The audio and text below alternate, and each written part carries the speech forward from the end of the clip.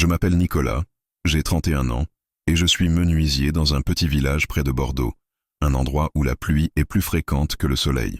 La vie ici est calme, presque figée dans le temps. Les gens se connaissent tous, et les secrets se dissipent aussi vite que la brume qui recouvre la vallée chaque matin.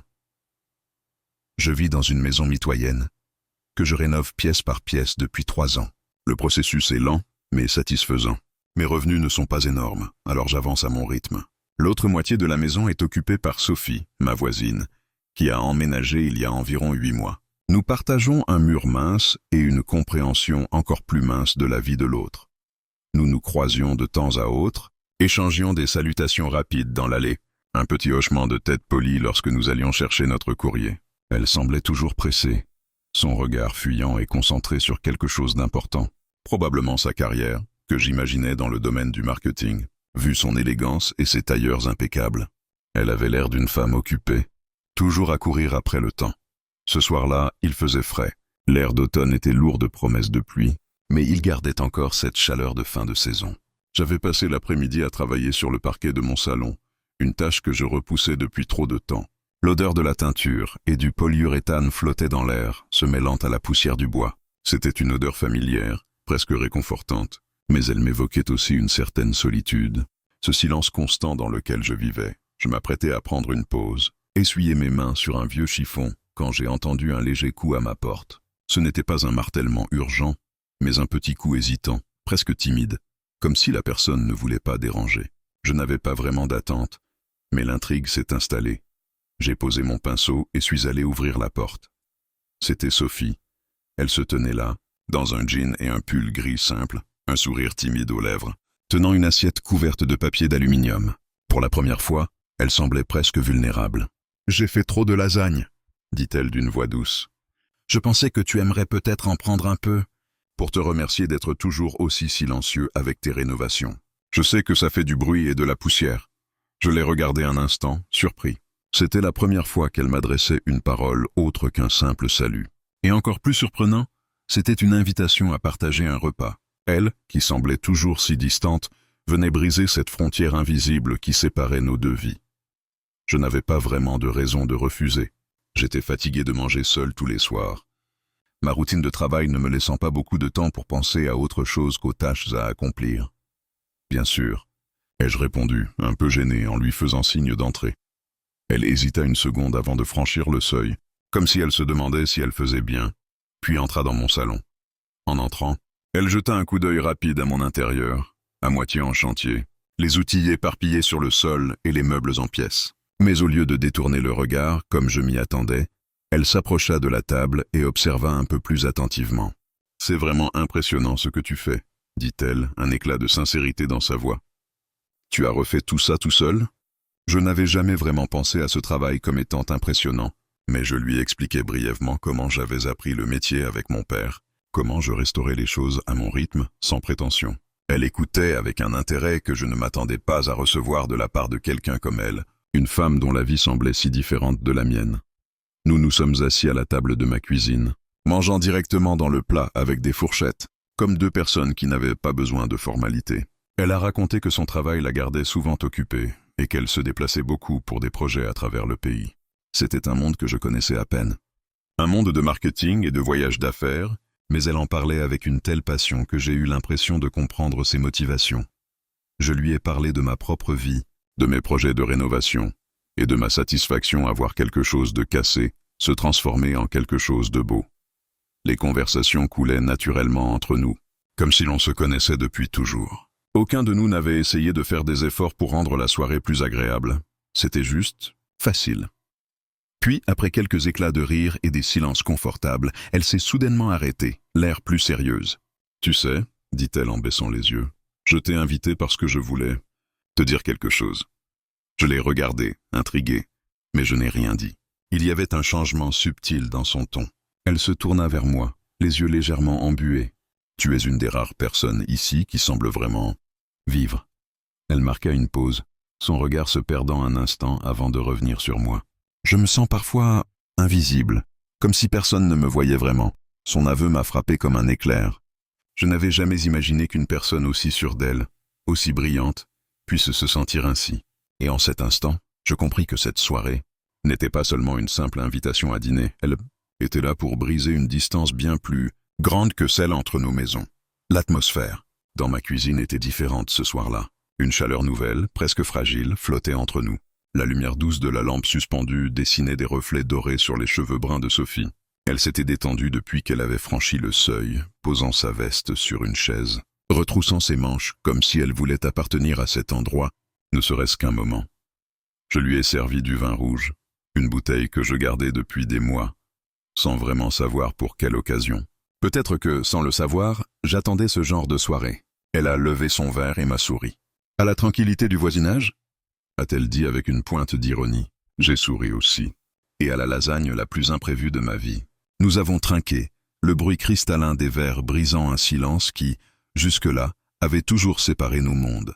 La conversation s'est faite naturellement, sans effort. J'étais surpris de voir à quel point Sophie savait écouter. Pas comme ces gens qui attendent leur tour pour parler, mais avec cette attention sincère qui vous donne l'impression que vos mots comptent. Elle me posait des questions sur mon travail, sur le bois, sur la façon dont on choisit les essences, sur les techniques de restauration. Elle voulait tout savoir. « Tu sembles aimer ce que tu fais » dit-elle doucement. « Oui, c'est concret. Quand je travaille, tout a un sens. Rien n'est laissé au hasard. Et à la fin de la journée, je peux regarder quelque chose et me dire « c'est moi qui ai fait ça ». Elle a hoché la tête lentement, son regard un peu perdu. « J'envie ça », murmura-t-elle. Je l'ai observée un instant, intrigué. « Pourquoi ?» Parce que tout dans mon travail est intangible. Des présentations, des chiffres, des stratégies. Rien que je puisse toucher. Parfois, je passe des semaines à me battre pour un projet qui finit sur un disque dur qu'on oublie au fond d'un dossier. Et même quand ça marche, je ne ressens pas vraiment la satisfaction. Il y avait dans sa voix une sincérité qui contrastait avec l'image lisse et contrôlée qu'elle projetait. Elle jouait avec son verre, ses doigts traçant des cercles dans le vin comme si elle cherchait les bons mots. Tu sais, à Paris, tout va trop vite. Les gens, les ambitions, les relations. Ici, c'est différent. Elle s'est arrêtée, me jetant un regard presque timide. C'est la première fois que je me sens à ma place depuis longtemps. Ces mots flottaient dans l'air, légers mais lourds de sens. Je ne savais pas comment répondre. Alors j'ai simplement acquiescé. Elle a souri, comme soulagée que je ne cherche pas à combler le silence. Puis elle s'est levée, a fait quelques pas dans la cuisine, observant les murs, les étagères, les outils. « Tu vis vraiment ici ?» dit-elle. « Et toi, tu fais juste semblant ?» Elle rit doucement, un rire court, nerveux. « Peut-être ?» Le ton de sa voix avait changé. Il y avait une nuance de mélancolie, de quelque chose de non dit. Elle s'appuya contre le plan de travail, croisant les bras. J'ai quitté Paris pour fuir quelque chose. Je la regardai, mais elle garda les yeux fixés sur la fenêtre. « Un homme », dis-je sans réfléchir. Elle eut un petit sourire. « C'est toujours un homme, n'est-ce pas ?» Je ne répondis pas. C'était sérieux, continua-t-elle. 3 ans de relation. On parlait de mariage, de maison, de projet. Puis un jour, j'ai découvert que tout ce qu'il disait vouloir construire avec moi, il le construisait avec quelqu'un d'autre. Sa voix trembla à peine, mais je sentis la douleur qu'elle s'efforçait de contenir. Alors j'ai tout quitté. Le travail, les amis, la ville. Et je suis venu ici, persuadé qu'un nouveau décor effacerait les cicatrices. Mais on ne fuit pas vraiment ce genre de choses. Je ne savais pas quoi dire. Les mots paraissaient inutiles. Alors, je me suis contenté de lui remplir son verre. « Merci », dit-elle. « Et toi, Nicolas, tu fuis quelque chose aussi ?» Je souris faiblement. « Peut-être. Ou peut-être que je me cache. » Elle haussa les sourcils. « De quoi ?»« Du bruit du monde, je suppose. J'aime la simplicité, le travail bien fait, les journées qui se terminent sans drame. Mais parfois, j'ai marqué une pause. Parfois, je me demande si ce calme n'est pas une autre forme de solitude. » Elle ne dit rien tout de suite. Puis, lentement, elle revint s'asseoir. « C'est drôle, » dit-elle. « On habite à 5 mètres l'un de l'autre, et pourtant, on se sent seul de la même manière. » Elle leva son verre une nouvelle fois. « À la solitude partagée, alors. »« Et à la lasagne » ajoutai-je en riant doucement. Cette fois, son rire fut vrai, profond, léger, presque libérateur. Il résonna dans ma petite cuisine comme une musique que je n'avais pas entendue depuis longtemps. Le reste de la soirée se passa dans une étrange harmonie. Nous avons parlé de tout et de rien, de nos voyages, de nos lectures, des petites choses insignifiantes qui remplissent les vides du quotidien. Mais derrière chaque mot, il y avait une tension subtile, un fil invisible qui nous reliait. À un moment, elle s'est penchée pour attraper une serviette et son bras a effleuré le mien. Une décharge légère, presque imperceptible, a traversé mon corps. Elle l'a senti aussi, car ses yeux se sont relevés vers moi, hésitants. Nous sommes restés ainsi quelques secondes, immobiles, à nous regarder sans savoir quoi dire. Puis elle a détourné le regard, légèrement troublée. « Il se fait tard », murmura-t-elle. « Je devrais rentrer. » Je me suis levé, un peu désorienté, comme si sa présence avait laissé une empreinte dans la pièce.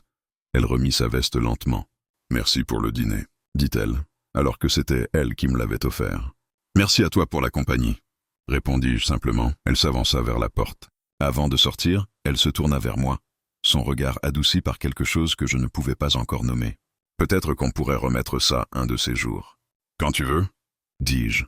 Elle hocha la tête, un sourire discret aux lèvres, puis disparut dans la nuit, son parfum flottant encore dans l'air. Quand la porte se referma, le silence retomba, mais il n'était plus le même. Ce n'était plus le silence d'un homme seul, mais celui d'une attente. Je me suis assis à la table, fixant les verres à moitié pleins et l'assiette vide. Et pour la première fois depuis longtemps, j'ai senti que quelque chose, quelque part, venait de commencer. Les jours suivants se sont écoulés lentement, mais l'ombre de notre dîner n'a cessé de planer. Chaque fois que je croisais Sophie dans l'allée, il y avait cette étroite distance qui se resserrait entre nous. Un mélange d'incompréhension et de curiosité. Elle me saluait toujours, mais il y avait cette petite hésitation, un glissement furtif dans ses gestes qui me rappelait ce que nous avions partagé cette nuit-là. Le repas semblait avoir été une porte entr'ouverte. Mais elle n'était pas prête à la franchir complètement. Je n'avais pas non plus fait grand-chose pour faire avancer les choses. Si j'étais honnête, je n'étais pas sûr de ce que je ressentais, ni même de ce que je voulais. J'avais été pris au piège dans une sorte de cercle d'attente, pris entre la familiarité de ma vie calme et les nouvelles émotions qu'elle avait réveillées en moi. Il y avait cette sensation de vertige chaque fois que je pensais à elle, à ce qu'elle m'avait dit, à ce que je n'avais pas dit. Ce soir-là, elle a frappé à ma porte. Le même coup hésitant que la première fois, mais cette fois, il y avait quelque chose de différent. Un peu plus urgent peut-être, comme si l'attente avait fini par la faire sortir de son silence. J'ai ouvert la porte et je l'ai vue là, encore une fois dans un simple pull et un jean, mais son visage était plus tendu que d'habitude. Elle n'avait pas ce sourire timide, et ses yeux, normalement si tranquilles, trahissaient une agitation qu'elle peinait à dissimuler. « Je peux entrer ?» demanda-t-elle doucement, mais l'intonation de sa voix laissait entendre que ce n'était pas une simple question de courtoisie. Je fis un pas en arrière, instinctivement. Bien sûr. Je l'invitai à entrer et elle se dirigea droit vers le salon sans dire un mot. Elle semblait peser chaque mouvement, comme si elle hésitait sur ce qu'elle allait dire. Je refermai la porte derrière elle, et un silence pesant s'installa. Elle s'assit sur le canapé sans un regard vers moi, ses mains nerveusement entrelacées sur ses genoux. Je la regardai un instant avant de briser le silence. « Tu veux quelque chose à boire ?» demandai-je, me sentant soudainement déplacé, comme si tout ce qui se passait n'était qu'un rêve. Elle secoua la tête, mais avant que je puisse dire quoi que ce soit d'autre, elle se pencha en avant, son regard maintenant fixé sur moi. « Intense. Je dois te parler de quelque chose, » dit-elle d'une voix plus basse. Quelque chose que je n'ai jamais dit à personne. Je me tendis, mes yeux se plantant dans les siens. « De quoi s'agit-il » demandai-je, mon cœur battant plus vite. Sophie ferma les yeux pendant un moment, comme si elle rassemblait son courage. Puis elle soupira profondément avant de reprendre. « Il y a quelques années, j'ai quitté Paris pour échapper à une relation, enfin un mariage qui a échoué. » Elle marqua une pause, les yeux maintenant fixés au sol. J'étais avec quelqu'un qui me promettait l'avenir, mais je n'ai pas vu ce qui était sous ses promesses. Je croyais qu'il était celui avec qui je voulais être pour toujours. Et puis un jour, j'ai découvert qu'il avait une autre femme dans sa vie. Quelqu'un d'autre qu'il aimait vraiment. Ces mots se heurtèrent à moi, comme une vague soudaine. Je l'observais, essayant de saisir la signification derrière son regard abattu. « Tu veux dire que tu as découvert qu'il te trompait ?» demandai-je doucement, ma voix prise dans une étrange nuance de compréhension. Elle hocha la tête, ses lèvres tremblantes légèrement. « C'est pire que ça. Il m'a dit qu'il m'aimait encore, mais il était déjà en train de planifier sa vie avec elle. Il m'a laissé dans cet appartement vide, sans explication. » Elle ferma les yeux et souffla comme si tout cela venait de lui revenir.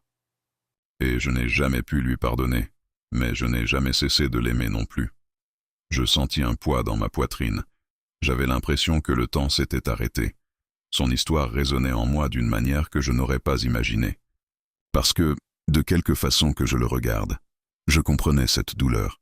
J'avais vu des gens que j'aimais partir, et j'avais vécu la solitude qu'ils laissaient derrière eux.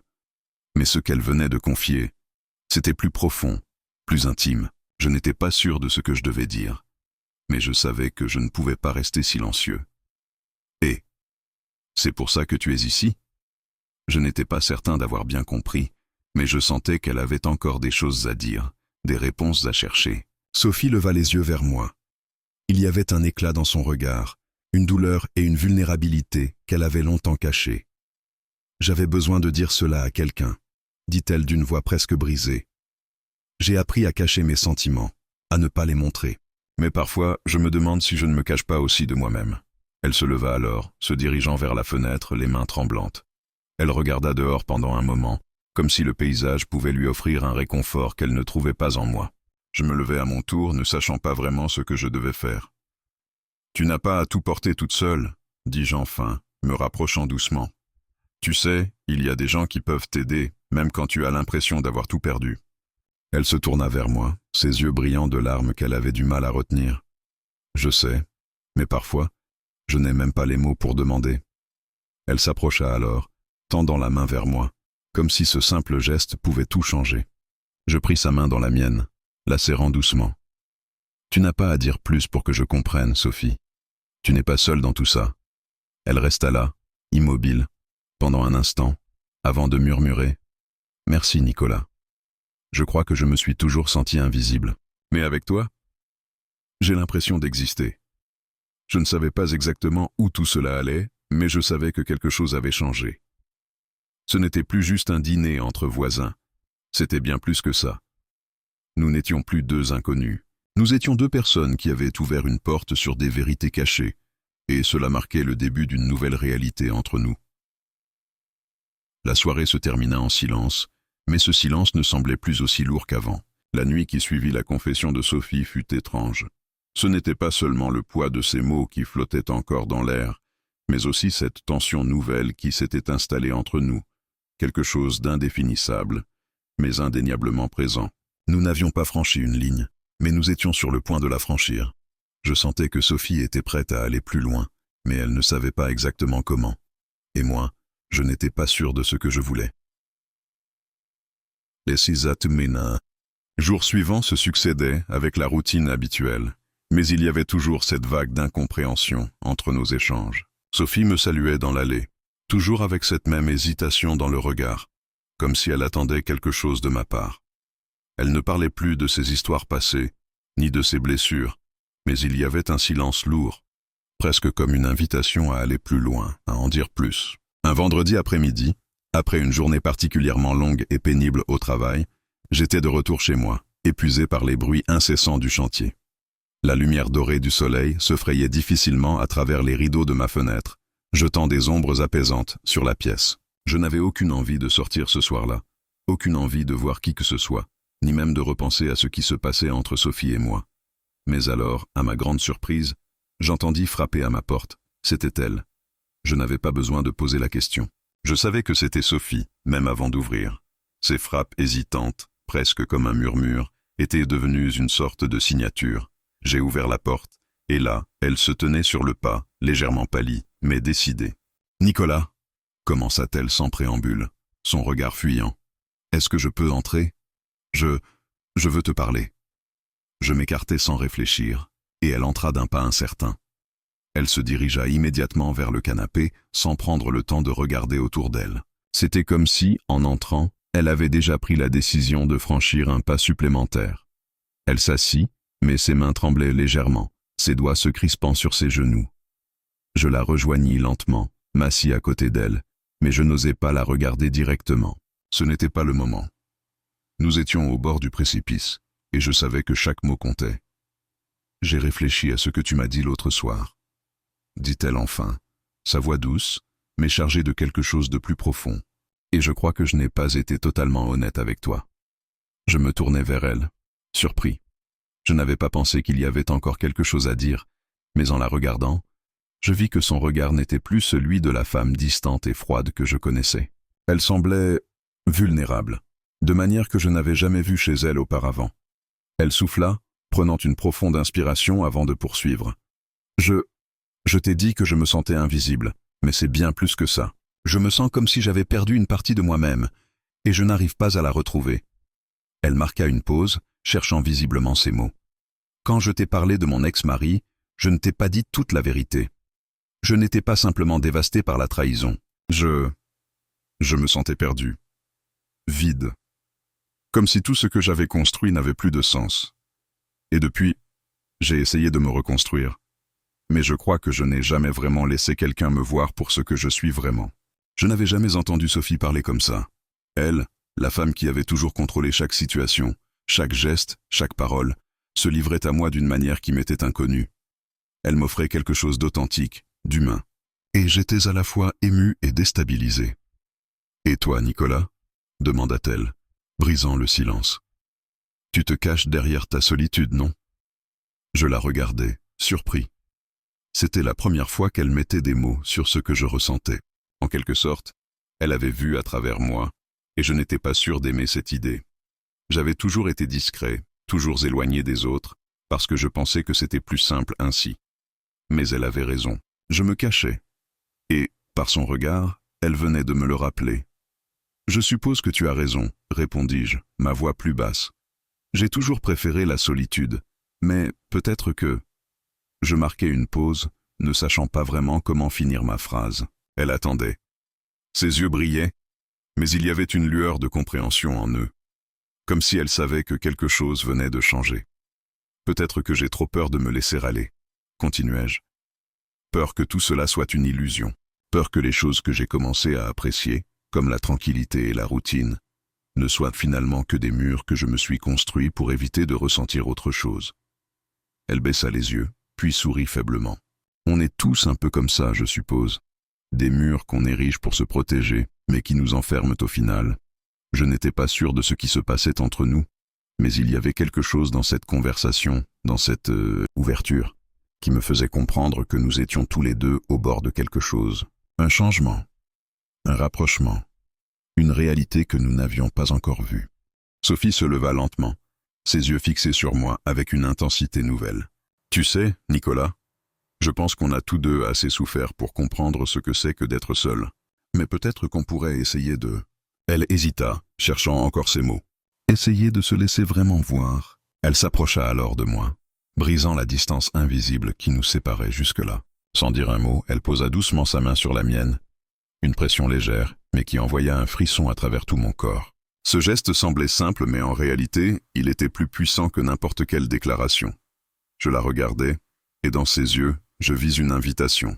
Une invitation à franchir la ligne, à laisser tomber nos barrières, à oser être vulnérables ensemble. Et pour la première fois depuis longtemps, je ne ressentis plus cette peur qui me paralysait habituellement. Il y avait une ouverture, une possibilité de tout reconstruire, non pas seul, mais à deux. Sophie se pencha alors vers moi, et avant que je n'aie pu réagir, elle déposa un baiser léger sur ma joue. Pas un baiser passionné, mais un baiser doux, presque furtif, comme un début. Un début de quelque chose que ni l'un ni l'autre n'avions anticipé. Elle se recula légèrement, son regard plus doux que jamais. Peut-être qu'il est temps pour nous deux de laisser tomber nos murs. Et pour la première fois, je n'eus plus peur. Parce que, dans ce silence partagé, je savais que quelque chose avait changé. Que, d'une manière ou d'une autre, nous allions nous découvrir, nous voir vraiment, sans filtre, sans masque. La soirée s'étira alors dans un calme presque sacré. Ce soir-là, entre nous, il n'y avait plus de distance. Juste l'invitation à découvrir ce que cela signifiait vraiment être. Les jours qui suivirent furent un tourbillon d'émotions non dites, d'attentes suspendues et de gestes silencieux. Sophie et moi étions plus proches que jamais, mais en même temps, un fossé invisible se creusait entre nous, un fossé que nous ne savions pas comment franchir. Après notre conversation, tout semblait avoir changé. Nos regards se croisaient avec une intensité nouvelle. Mais il restait cette barrière, invisible mais bien présente, qui rendait tout plus compliqué. Je me surprenais à attendre qu'elle frappe à ma porte, à espérer la voir sortir de chez elle, à chercher les moments où nos vies se croisaient. Mais à chaque rencontre, les mots semblaient se perdre entre nous, comme si nous étions toujours sur le point de dire quelque chose d'important, mais sans jamais oser le faire. Elle avait pris l'habitude de me saluer dans l'allée, son sourire plus sincère qu'auparavant, mais il y avait toujours cette hésitation. Cette incertitude qui rendait chaque échange plus lourd. Nous nous comprenions d'un regard, mais étions-nous prêts à franchir cette limite? Étions-nous prêts à être plus que de simples voisins, plus que de simples amis? Ce soir-là, comme une sorte de rupture dans le temps, Sophie frappa à ma porte, cette fois plus déterminée que d'habitude. Quand je l'ouvris, je la vis, toujours aussi belle dans son pull simple et son jean, mais cette fois, quelque chose dans son regard avait changé. Elle était venue pour autre chose. Ce n'était plus une question d'échange poli ou de dîner en silence. Non, ce soir-là, Sophie semblait avoir pris une décision. Elle entra sans attendre d'invitation, et je fermai la porte derrière elle, un peu plus vite que d'habitude, comme pour éviter que le monde extérieur n'interfère avec ce qui allait se passer. Elle s'assit sur le canapé, ses mains à nouveau entrelacées, son regard fixé droit devant elle. Mais ce n'était plus la même hésitation, c'était quelque chose de plus fort, de plus affirmé. Je m'assis à côté d'elle, ma respiration soudainement plus rapide. Nous nous retrouvions face à face, mais pour la première fois, il n'y avait plus d'illusion entre nous. Elle ouvrit la bouche, mais les mots ne vinrent pas tout de suite. Ce n'était plus une simple conversation. C'était un moment décisif. J'ai réfléchi, commença-t-elle, sa voix douce mais décidée. J'ai réfléchi à tout ce qui s'est passé entre nous, à tout ce qu'on a dit, à tout ce qu'on n'a pas dit. Et je crois qu'il est temps que je sois honnête avec toi. Honnête avec moi-même. Je la regardais, incapable de détourner le regard. Elle parlait lentement, mais chaque mot semblait porter un poids énorme. Elle était en train de se dévoiler, de se mettre à nu d'une manière qu'elle n'avait jamais faite auparavant. Je n'avais jamais vu Sophie comme ça. Cette femme forte, contrôlée, était en train de se laisser aller, de montrer ses failles, ses blessures, son besoin de plus. Je suis venu ici ce soir parce que je ne peux plus continuer à me cacher. Je ne veux plus avoir peur de ce que ça pourrait être entre nous. Et je ne veux plus de cette distance entre nous. Si je suis venu ce soir, c'est parce que je crois que tout ça vaut la peine. Je crois que ce que nous avons entre nous mérite d'être exploré. Je crois qu'il y a quelque chose de plus ici, quelque chose que je ne peux plus ignorer. Ses yeux étaient ancrés dans les miens, et je sentais la tension dans l'air. Cette confession, ce besoin de vérité, m'avait frappé de plein fouet. Je savais ce qu'elle ressentait, parce que je ressentais la même chose. Mais ce qu'elle venait de dire allait plus loin que ce que je pensais être possible. Nous n'étions plus deux voisins dans une maison mitoyenne. Nous étions deux personnes qui s'étaient enfin vues pour ce qu'elles étaient vraiment. Et c'était à la fois terrifiant et libérateur. Je ne savais pas quoi répondre immédiatement. Mais je ne pouvais pas la laisser partir avec cette confession inachevée. Ce n'était pas juste pour elle, ce n'était pas juste pour nous. Je crois que tu as raison, murmurai-je enfin. Je crois que ce que nous avons mérite d'être exploré. Je n'ai pas les mots pour expliquer ce que je ressens. Mais ce soir, je comprends enfin ce que tu veux dire. Ce n'est plus juste de l'amitié, ni de la simple complicité. Il y a autre chose, et je veux le voir, je veux le vivre. Elle sourit alors, un sourire qui illuminait son visage, comme si une immense tension venait de se dissiper entre nous. C'était comme si un poids s'était enlevé de ses épaules, mais aussi du mien. Il n'y avait plus de doute, plus de non-dit. Nous étions enfin sur la même longueur d'onde. Alors, pourquoi avons-nous attendu si longtemps? Dit-elle en riant doucement, sa voix maintenant plus légère. Je ne pouvais que la regarder, les mots m'échappant, mais mon regard disait tout ce que je ressentais. Ce soir-là, quelque chose s'était brisé, mais quelque chose d'encore plus beau se construisait entre nous. Nous n'étions plus ces deux inconnus, ces deux voisins dont les vies se frôlaient.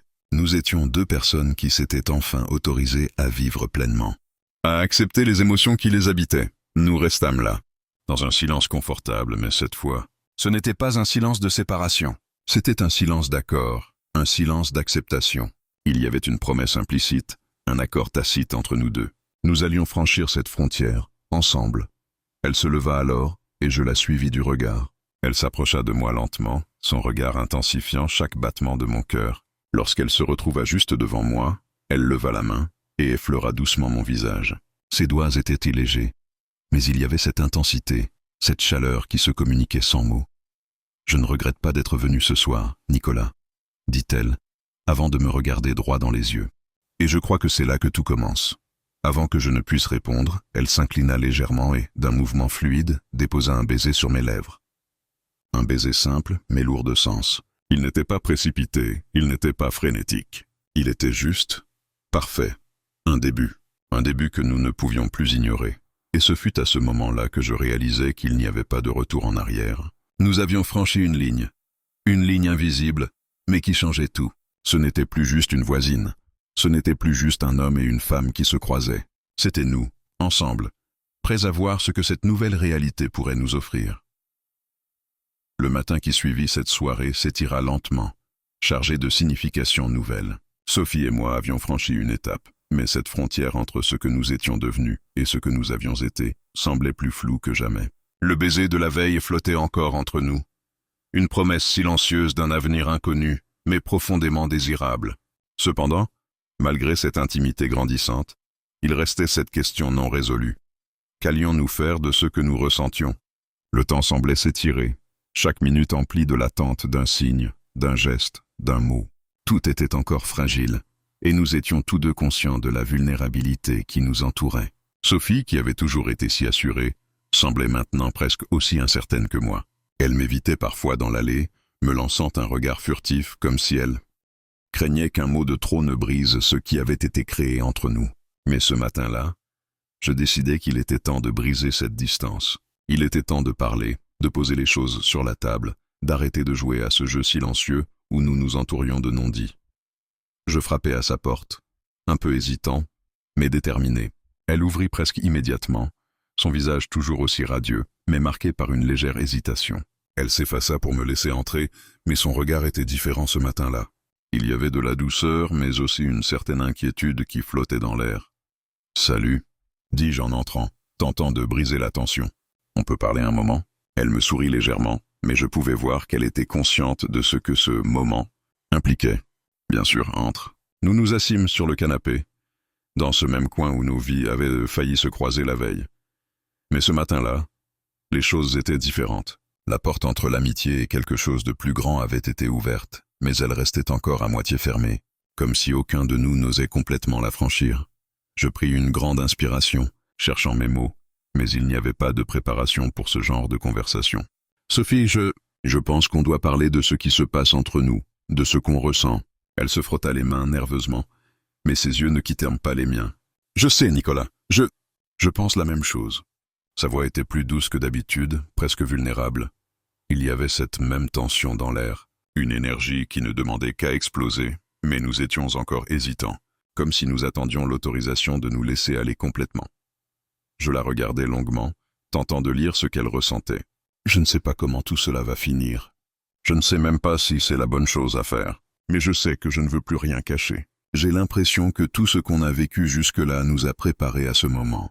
Mais ce moment, c'est aussi l'incertitude, la peur de l'inconnu. Elle hocha la tête, ses yeux brillants d'une compréhension profonde. C'est exactement ça. Je me suis caché trop longtemps. Je me suis protégé derrière mes murs, mes ambitions, mon image. Et puis toi, tu es arrivé. Tu as brisé cette illusion, mais je crois qu'il faut tout accepter, tout reconstruire.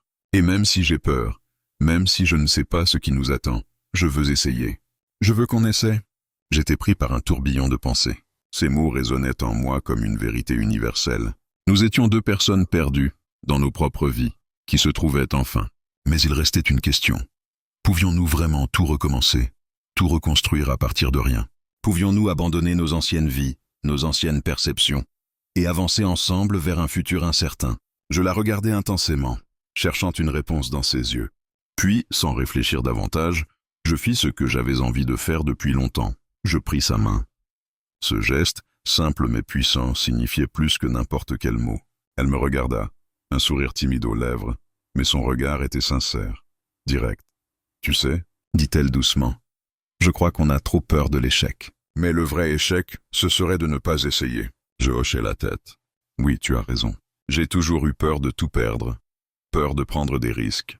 Mais je crois que parfois, il faut savoir sauter dans le vide pour découvrir ce qu'on peut réellement construire. » Nous restâmes là, dans un silence lourd de signification.